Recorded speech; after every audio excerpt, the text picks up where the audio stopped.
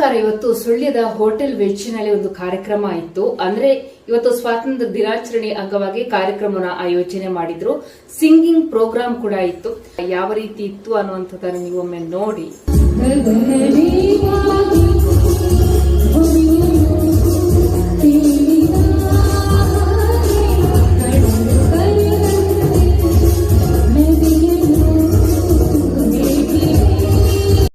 ಹರ್ಷಿತಾ ಕೊಡಿಯಾಲಬೈಲು ಅಂದಾಗ ನಮಗೆ ನೆನಪು ಬರುವುದು ಸುಳ್ಯದ ಚೆನ್ನಕೇಶವನ ರಥ ಬಂದಾಗ ಬಂದಂತಹ ಅದ್ಭುತವಾದಂತಹ ವಾಯ್ಸ್.